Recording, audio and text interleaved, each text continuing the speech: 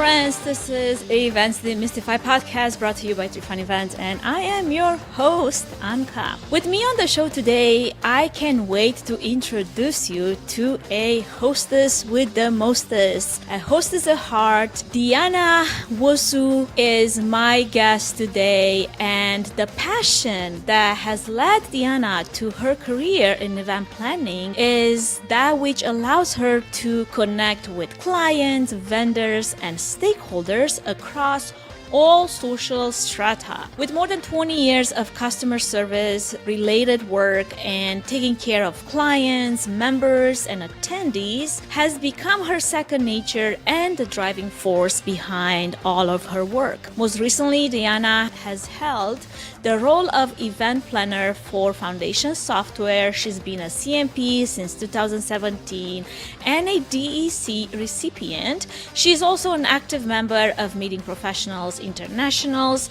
serving on the RISE Awards Committee globally and the membership and marketing committees for the Ohio chapter. In 2020, she launched DeannaCamille.com, offering event industry strategy, public speaking, and workshop facilitation services. As a mom of two girls and born and bred as an Ohio girl, Deanna is always dreaming of a beach vacation where she can order dessert first. And while dessert might have to wait a little bit, let's bring Deanna in and dream together about that perfect beach vacation that we both are so looking forward to.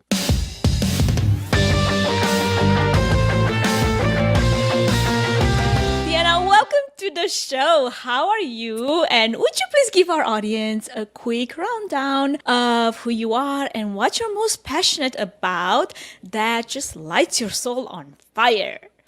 Oh, what a wonderful way to start off, right? Yes, I am Deanna with DeannaCamille.com. I offer speaking services, facilitation services, but honestly, I'm an event professional at heart. So I really enjoy creating experiences to help people connect, to help connect businesses to clients, to connect members and associations, just creating the space for people to learn, meet other people, and just have memorable experiences that they never forget. That's really what drives me at the end of the day, whether I'm on the stage as the speaker, if I'm behind the stage as the event prof, or facilitating in between the two. I love that. And I mean, dessert has to play a little bit of a part in that too, if you really want to order dessert first.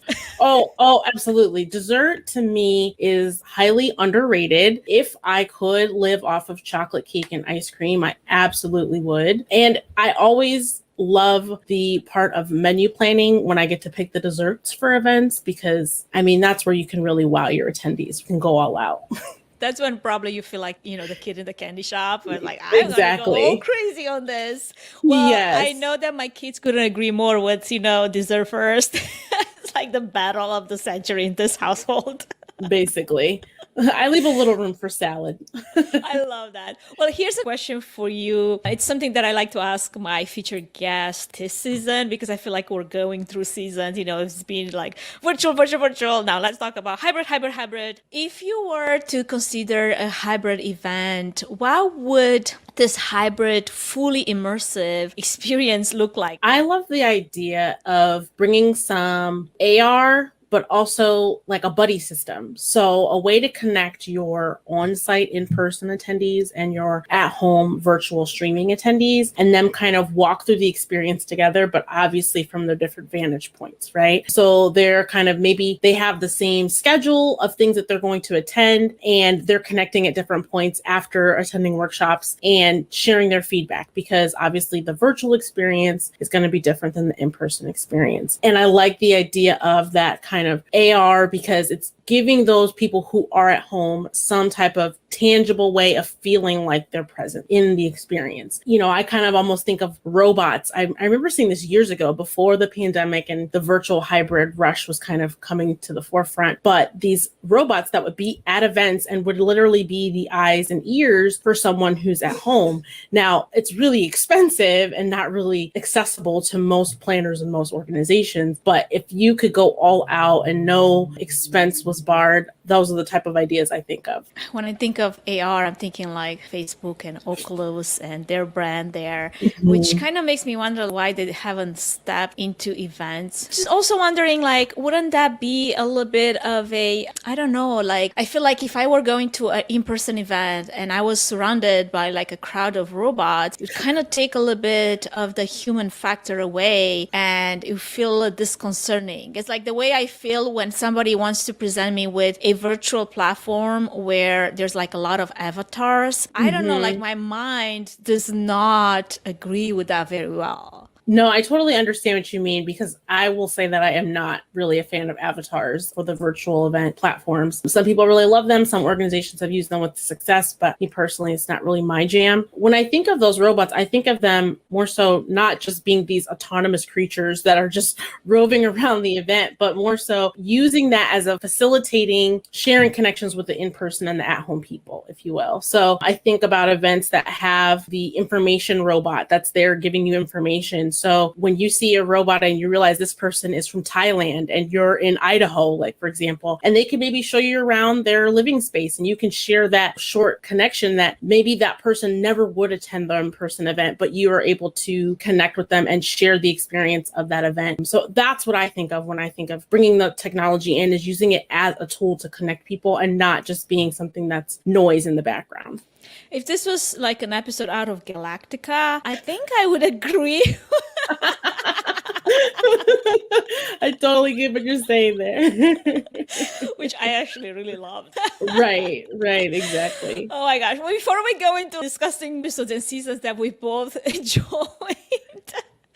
I want to bring us back to our topic. And actually, I have like this interesting question that I started asking recently, just because it brings to forefront some of the things that sometimes as event professionals, we have to, deal with and be prepared for. So I know personally, I have worked with some interesting, for, lack of a better word, some quirky, borderline from another dimension, Galactica type of client. And my question, I guess, to you is, have you had that experience? Have you worked with someone that maybe has asked you the weirdest thing possible to do or to produce for an event or to plan or anything of that nature that would have like a little bit of a, wow, I did not think about this factor? I've been pretty fortunate that it hasn't been too off the wall. And I think it's just the audiences that I've worked with. They've been pretty laid back and easy to please people. I will say I worked an event this weekend that had a musical act. And if you've ever had to bring in talent for an event, usually they have a writer in their contract, with all these things that they need to have in their green room or prepared for them in advance. And it was just really interesting that this person had this specific candle. It's like a pink Sands Yankee candle, and they needed a pair of brand new boxer briefs. And it was kind of interesting that they requested these takes really my mind a little bit items off somewhere. Right.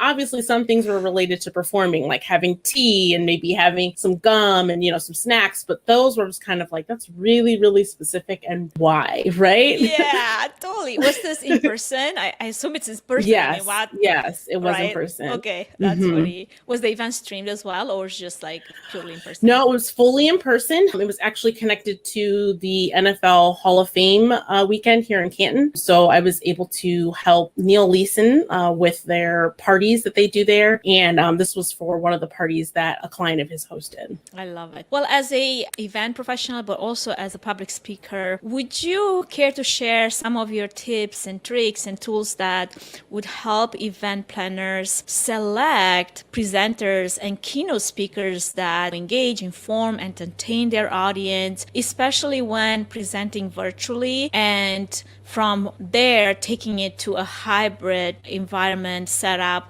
Because we both know, like, presenting in person is not the same as presenting virtually, and also presenting to both in person and a virtual audience is not the same as just doing it to one audience. Yeah, I think a key way to decipher if a speaker is going to be good in that environment is what does their media look like on their social media pages, on their website? Do they have a YouTube? How well versed are they with all these different tech tools? How well do they do at connecting with their audience virtually through these tech tools? I think that's a really good way to decipher that. But I also think we have to be willing to look outside the box of the normal places that we look for speakers. For example, look for people who have a background in media, news anchors and people of that nature who are very comfortable in front of a camera and connecting via a camera lens. Looking at people who are online educators. I taught online English as a second language for about almost 3.5 years. And there are plenty of teachers that can do really well in that forum, but are not as strong in person in the classroom, and vice versa. There are teachers that do really well in the classroom and don't do well online. So if you can look at people who have that kind of experience of online education, whether it's with a university or even like a K through 12 situation, they will at least have that experience and that background of either just using tech tools and maybe doing asynchronous teaching, or if they're doing live instruction, connecting via a camera, finding immersive ways to teach concepts or motivate, inspire, and all of that jazz. Absolutely. And, connecting with the virtual audience, especially by looking straight at the camera, I feel like it's so important because I see how sometimes on this other side of the camera, I can get distracted with multiple things that I need to do, especially when producing those podcast video episodes. However, when I look back at the episode, you can tell right away when somebody is focused on, on the other side, or they're like, here's my coffee. And there's one other thing I was going to say here, as I've had the opportunity to speak at a few in-person events, and they terrify me. Like in-person public speaking, I know a lot of people is their jam. They feed off the energy of the crowd. They read the crowd and they just love it. I find it terrifying. Just the idea of having all this hundreds of eyes looking at you. It's like they're about to devour you and eat you alive. It's been really very terrifying for me. And in this new onset of virtual events, the last 18 months, however, I had no problem getting on camera and speaking virtually for virtual conferences at events in which was just me and my camera. And the idea that there is a lot of eyes possibly watching, but then I don't see them. And because I don't see them, that's okay. I can, muster the courage to get out there and just, say whatever I need to say without that terrifying, just thinking of their reaction, it would freeze me in place. I'm I lost the train of thought. I lost all my words. I'm just basically sinking and it's let me hide right now. It's so funny how we all have our things that we're strong at and we're weak at, right? And I've done presentations virtually and in person. And to me, the forum doesn't matter, but what does matter is if I'm virtual, I need to see people. If I am just talking to the camera, I'm okay with looking at the camera, but I need to see people to see their reactions, to gauge the energy and be able to move faster through something or really dive into something, because I can tell either people are getting glazed over because they're bored, or hey, they're really engaged. Let me dive a little deeper into this and maybe cut some other content. I need that on the go, on the fly, being able to kind of customize it to who I'm speaking to. And so I find when I'm speaking just to a camera and it's either a pre-recorded presentation that will be streamed later, because I have done those, or it's the only thing you see is maybe the other panelists in the chat box, it's much harder to connect without kind of that visual body language and visual cues that I can see when I can actually see the attendees. Two thoughts on that. Is it because you have started as a in-person public speaker from the get-go? And secondly, strategies that have helped you to become a better virtual event presenter now that you kind of had to? Well, I think that teaching online is what really helped me with the virtual presenting, because I was teaching children and I'm teaching English as a second language. So it's fully immersive. I didn't have to speak any other languages, but you're having to get attention spans of, a 4-year-old or 3-year-old through a camera, and they're halfway across the world and they've got all these other things in front of them. They've got toys, they've got the TV, they've got their family behind them. So they've got all these things that are going to distract them, and you have got to get that attention and get it fast and keep it. So I think that experience really did help me with the virtual, because again, like I said, with those cues, I can tell quickly, okay, this child they're heading off to La La Land, or they really like this activity. Let's really do some more with it. Let's extend this slide that we're on and maybe skip some of the other ones because they're not as important content wise. So I think that experience really helped me, like to the point of me needing the audience to kind of gauge where I should really focus my content and where I can kind of skim. That definitely came from the teaching, because it's all responsive to the kid that's in front of you. The same lesson, you may have taught it 20 times, but every child is different, and so the delivery is going to be different. So here's an idea, and I'm going to put it out there into the world for someone to take note of it. The same way how, you need to go through a course to get your DES or CMP. How about we make it a prerequisite for virtual event presenters to teach 1 month, like a group of 4 or 5-year-olds, and see how they do.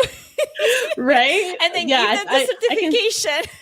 Yeah, I can set that up, right? I think that's a new business model, like teaching keynote speakers how to present to 4-year-olds over a computer screen. Let's see how that business model works out. Absolutely. I love it. We got to do that. Let's coin that idea. Right. That's a good one. I'm going to trademark it right after this podcast. I love it. Now, what are your thoughts on keeping this hybrid audience engaged, and some quick tips that you can give, especially if you're in a situation where you're on stage, a keynote, a presenter on stage, and you have all these eyes, looking at you, but also there is a million other eyes looking at a screen as you're presenting. Any tips, tools, tricks that you can share for our audience? This is going to sound crazy, but it's harness the power of fear. And when I say that, think of when you're in high school, or you're in your school age days, and you thought the teacher may call on you.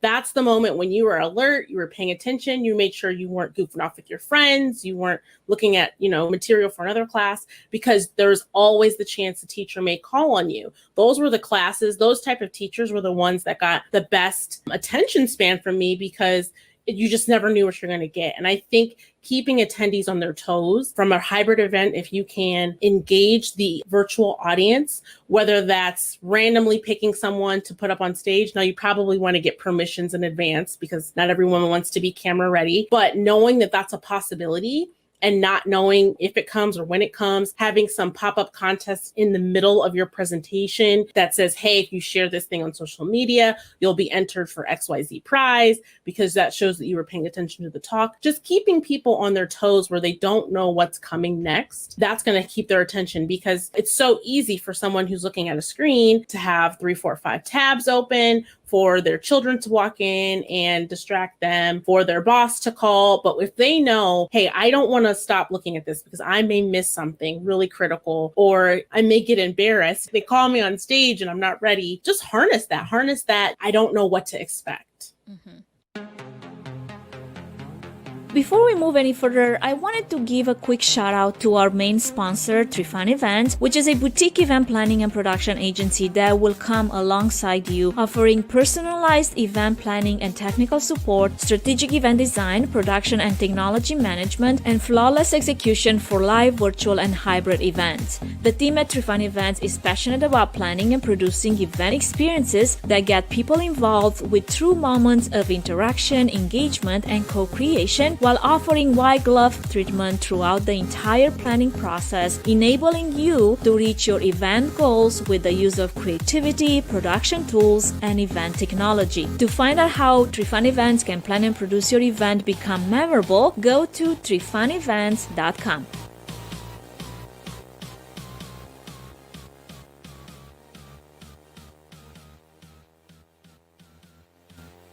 As far as moving into the event planning, event management part of our conversation, do you have any suggestions and recommendations on how event professionals can, this is something that, it's so important for event professionals, especially if you're going to plan and host an event.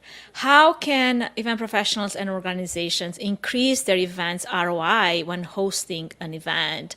What are some of the maybe most important KPIs to keep in mind and the considerations around that? Because, at the end of the day, if you're going to put a lot of time and effort and money into an event, you're hoping for a return. You might have a different measure of what that looks like, but yeah, what are your thoughts on that? I think the key thing when it comes to maximizing ROI is kind of going back to those KPIs throughout the planning process. So what's really key for me when I meet with my clients is I ask immediately, what are our success metrics? What are your goals with this event, and what are you using to determine, okay, we've succeeded with our goals or we haven't? And then those are the guiding light principles that you're going to use throughout the planning process. What every decision you're making needs to point back to how this can either, if your goal is to increase revenue, if your goal is to drive leads for sales, if your goal is to just get more expanded presence and awareness of your product or service, if you're launching a product, what's the success metric? The attendees, the clicks on the product after the event, I think the key thing is determining those success metrics at the front. And then as you're making decisions along, how does this point back to, our end goal at the end of the day? And then along the way, circling back to that. So I think the key thing is not necessarily what are the key KPIs, but just once you've identified them, use them as your guiding light principle throughout the planning. Everything needs to drive back to that. The keynote speakers you select, the agenda that you select, your marketing materials, what platform you select, and the budget that you're going to spend on this event. I had a client that I was working with. They wanted to do kind of an awareness event. And originally it was no holds barred, no budget. We're going to get 6-figure celebrity presenters and we're going to have this panel. And then when they really sat down and thought about the KPIs, that really didn't make sense because this wasn't a revenue generating event. So if we're not trying to generate revenue, why are we throwing all this money at this event that's not going to bring back that return? And so when they realized, okay, this is really more of like an awareness campaign, they realized that there was no, originally the date they were looking for was in August. And then they decided, let's postpone this because this was just a sporadic date that was selected. It wasn't necessarily tied to the goals that we had with this market. So I think, again, when you make sure that all your decisions are pointing back to those KPIs that you've selected at the front, it'll really drive the planning process and make sure that you're staying focused on your end goals. Yeah. And I guess having those KPIs selected with the awareness that it might fit or not fit your event and being, flexible to change, adapt, and revise, I think is very important. Like you said, your client had to go back to their initial KPIs and decide, okay, well, whatever we thought our, indicators should be, maybe we need to revise a little bit of that so that we can align that better with the ROI, the expectation, what the event is. Exactly. So how can event professionals enhance the event experience while tapping into the emotion of events? I think one suggestion. It sounds like you're very passionate about that. Yes, when you said emotion, it just got me it was like a little inside. I think one emotion that's not really tapped into enough is the idea of kind of reflecting back to old times, right? To when you harness the power of, I can't think of the word, but it's basically thinking back to when you were growing up. Nostalgia. If you tap into nostalgia and people's beginning of their careers or the old days of their culture or back in the day when the company started, like tapping into nostalgia, like it's such a powerful emotion that really kind of, from a DEI standpoint, a lot of times it will transcend, people that come from different backgrounds, cultures, races, religions, and all that, because those are things you can remember. For example, there's just one TikToker I follow, and pretty much all of her content is geared towards millennials. And so a lot of it is about late 90s, early 2000s when we were in high school, college, coming of age. And it's just like you laugh, you cry because she's hitting all those emotions of the things that we remember and we all connect. And you look at the comment section and it's like a rainbow because we've all had those similar experiences coming up. And it's just like a great connection point. So I think that's one area that I think is underutilized in events is tapping into nostalgia. Again, whether it's from a brand or a common experience that's shared. I think that's something that could be used. For example, this reminded me, I'm going to shout out Jay Minash. He is an exhibitor salesman, and his company put together an exhibit at the Candy Expo. It was in June of this year in Vegas. and they were featuring like Fruit Stripe, and they had the zebra from the Fruit Stripe. And I just was like, I remember that from being a kid, and I immediately lit up. And so even something as simple as that, like how often do you see Fruit Stripe, the candy, and two, someone in a stuffed zebra costume from the candy? So again, it's just like when you can harness that and use it in a way that reflects back to your brand, reflects back to the event, I think it just like lights people up inside. I love that. I think for me, it's always linked to music. Some of the songs of the 90s. And it's funny because every time I'm in that type of mood, you can tell on my playlist. Exactly. Even when you have like in-person events, when you have receptions that are like themed, whether it's 80s, 90s. I know for a company, it was like an employee appreciation event. We did like a 90s theme, but not a 90s. It was an 80s theme, but we had a lot of Back to the Future references. Yeah. And people ate it up. They came in their costumes. We had like decorated cookies and we had games, and it just was such a good time. And it was a hoot. We're taking pictures of everyone in their spandex and their leg warmers and, the side ponytails. And it was just great. But again, we're just harnessing that power of nostalgia. Now, what were some of the other favorite things that you would like to highlight from all the virtual events that you've attended this past year? I really enjoyed virtual events that include the attendees, not just, in the conversation, but include us in generating some of the content as well. And so I've mentioned this multiple times, but one of the earliest events that I saw doing this virtually was the Untethered Conference, and it's sponsored by a bunch of event tech gurus.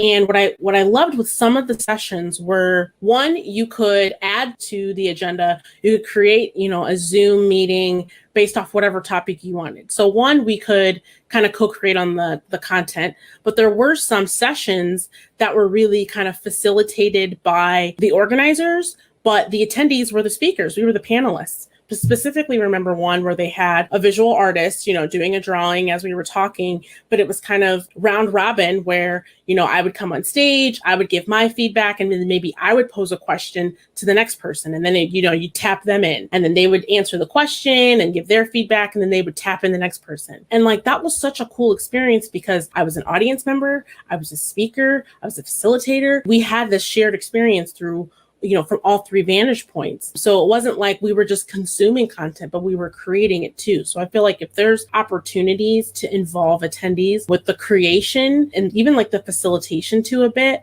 I think that one increases engagement, but it's also going to increase the ability to make those experiences memorable after the event too. Well, at the time when we're going to be going on air with this episode, I'll probably have more to say about Untethered because I'm scheduled to be one of the speakers, but I know nothing about it at this point. And I'm like, I don't know what's going to happen. Yeah. So this was the one in 2020. So I think it was in May of last year. So it was really still, I think they put it together in like 6 weeks, which it was just like, I couldn't believe that they did really well considering how short of the timeline they had. But yeah, it was still kind of new. And I still to this day haven't really seen a lot of events tap into that. They were onto something, that's for sure. Yeah. I mean, if nobody took notes, they should have, especially if they produced this back in May when a lot of event professionals, they're still trying to figure out what's happening, Deer in headlights. I feel like I just posted on LinkedIn today this GIF of this guy riding a roller coaster. And while he's riding this roller coaster, he's like drinking a soda and eating popcorn. And so it's just like, this is what it's felt like being an event professional, like putting together events and experiences during COVID, right? Like you're still making it happen, but everything around you is chaos. And it's just like, you're just doing the best with what you can. And it's been like this entire 18 months going on 2 years now has been one big roller coaster for all of us. Yeah. And thrown there, working from home, having kids, trying to give them an education. I mean, thank you, YouTube, for teaching my kids how to spell. Yeah, the enduring feeling is definitely an appreciation for educators because I have definitely leaned on public school teachers to teach my children. And when I was having to be pulled into it more, I realized how much I wasn't active in their education. So kudos to anyone who is in the education field. And thank you for what you do, because I could not. Absolutely, 100%. Like if there was an award, look, I have actually some applauses. Oh, wonderful. You got this. Exactly. Well, Deanna, we're almost coming to time here, and I wanted to ask you any last thoughts, any one piece of advice that if you were to only give one piece of advice, what would that be? Yeah, so in my mind, I'm thinking the majority of your audiences are event professionals and those who work in hospitality and event industries. And in recent days, weeks, months, I've just reflected on how much our industry overworks ourselves. We kind of glamorize overworking ourselves. We glamorize working nights, weekends, holidays, 12-hour days, 16-hour days. And we glamorize clients that expect us to be responsive 24/7 and on call. And at the end of the day, it's really a problem with setting boundaries. And I think after the 18 months, 2 years that we've had, if we get nothing else out of this, we need to be better at setting boundaries for our mental health, for the state of our families at home, and for our businesses as well. It's not really sustainable to work yourself to the bone like that. It's not sustainable for your employees. It's not sustainable for your revenues. It's not sustainable for your family. And so, you can be successful in this industry. You can put on great events. Obviously, there are times when, you're a week of the event, when you're staffing it. Yes, you will work long hours. You will work overtime, obviously. But we don't need to live in that environment 24/7. And I think we need to be better about setting ground rules about what we will accept, both from our employers, from our clients, and what is the basic needs we have to sustain our mind, to sustain our bodies, and to sustain our businesses and families. Absolutely. And following through on those ground rules and boundaries, because Yeah. I mean, if you ask me, I'm really good at making the rules. Following them, that's kind of like a different topic. It's such a slippery slope because it usually starts with trying to have good customer service, right? Or trying to be accommodating to people. And then before you know it, you've given up the whole rope and the line is completely grayed out. So I definitely am still learning this. It's not something I'm a master of, but that's the one thing that I've reflected on the most, I think, during the pandemic is just setting boundaries in terms of your career, setting boundaries in terms of, relationships, whether they're business or personal or otherwise, and just making sure that you're in a good place so that you can give your best to your contribution to our industry. And because you segued into my last topic of discussion, I guess the last question for you is, what are some of the ways in which you keep yourself in this healthy mental space, especially, going through challenging times, which, 18 months of that. I think one of the biggest things I do is with my calendar in terms of like setting boundaries. I only take meetings certain days of the week. I only take meetings certain hours of the day. I pre-plan, usually on Saturdays or Sundays, I'll pre-plan for the week what my tasks are that I should be focusing on. But I also kind of allot space. So if I know I'm working a virtual event for 4 hours on Monday, I'll say, okay, you'll have 4 hours for that event. And then I know not to try and expect myself to get 3,000 tasks done because I'll be managing an event that day. So maybe in addition, in the afternoon, I can get 2 things done. So kind of setting some basic expectations of what my week looks like, that definitely helps with the pressure each morning because you've got like a built-in kind of agenda and task list for the day. But also I do that with keeping in mind of trying to work no more than 10 hours a day or, in that 8 to 10 range. Some days I work more than that. Some days I work less, but trying to plan it out in advance, knowing what I've got on personally, I think that helps with really managing my calendar and managing those tasks. And then I also, along with that, I've been really blessed with clients. Like they've all been wonderful and I haven't had any nightmare clients so far, but I just I'm upfront with when I'm available and when I'm not. And it is what it is. And like I said, I've been really fortunate that no one's really bucked that or I haven't had any problems with it. But that's just when I set out to be independent, that was something that was really important to me because I didn't want to leave a job just to create a job for myself as an independent. So this is my business. And so these are the guidelines that I have in terms of how I want to run it. And the clients that will respect that and it works well for them, those are the ones that, for one, that I've been able to attract thus far. But moving forward, if it doesn't work for them, that's fine. We just don't have to work together. Well, thank you for all your tips and thoughts that you shared today. If our audience wants to connect with you, how and where can they do that? I'm primarily on Instagram at Deanna Camille 20. or LinkedIn. You can look at my company, which is Deanna Camille, or my personal page, Deanna Nwosu, CMPDES. And I'm pretty active on both, so pretty easy to find. And I'll have the website in the episode notes, so that's easy because I'm sure you have all the other social links listed on there. Well, thank you so much, Deanna, for this time together, for all the wisdom that you have shared with us, with our audience. And I wish you a wonderful rest of your meet week. I think it is. Yeah, it's Wednesday. It was a Monday one day when I actually, sent someone on their way with happy weekend. yeah. The Monday is of Mondays. Yeah, I'm like totally losing the calendar where exactly we're on the calendar right now. But thank you so much. I appreciate you. And I hope you have a wonderful rest of your day. Thank you. Thanks for having me, Anca. Absolutely. Okay, friends, that is a wrap for today. I hope that you took some of those nuggets of wisdom and some of the tips and all the thoughts that have been shared, and you will be able to apply in practice for some of your personal development, but also your events. Thank you so much for all of you listening here in the US as well as around the world. I'm super grateful for you. Wherever you're tuning in from, please do take a moment to subscribe to the podcast on your favorite listening platform. And if you want to take it one step further, leave a 5-star review to make this podcast visible to more event professionals just like yourselves, or maybe just take a screenshot of the podcast and share it on your social with your network. As always, I welcome your feedback. Keep that coming either via email or on Instagram at Events Demystified Podcast, or even via WhatsApp. I have those links in the episode notes. In the meantime, have a fantastic rest of your day. We shall see you soon.